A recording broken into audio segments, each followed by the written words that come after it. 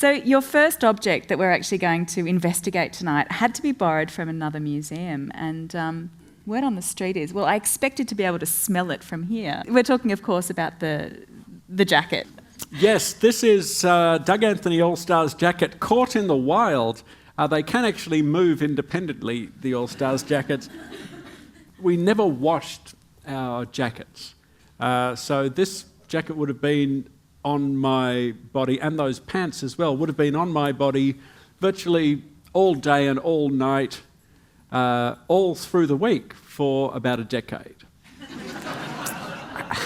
Because we never really took holidays. The only time we took holidays was when Paul McDermott put his in a plastic bag, and we all went to the continent for a couple of weeks, and then when we came back, he opened the bag and it was covered in white fungus.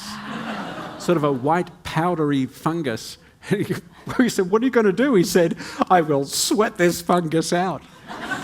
So we just put it on and we all barged on stage, and, you know, sure enough, he sweated out the jacket. But yes, there it is in all its glory. It was fun to see people dealing with it delicately, you know.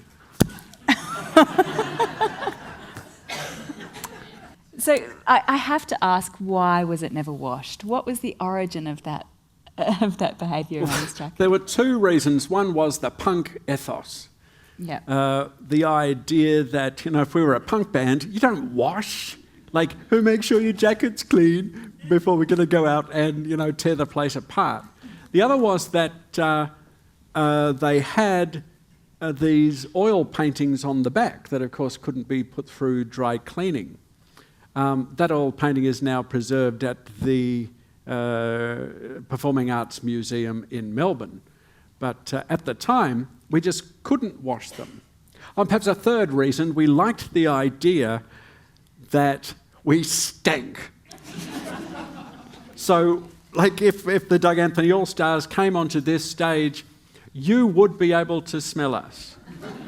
Other people, Eddie Izzard spoke on the Green Room show about the stench of the All-Stars. He's still going on about how much we stank. This was years afterwards. We had a reputation. Comedians would say, oh, you're on tonight, boys. Well, I'll be out in the bar until that'll be my dressing room. No, you can have it.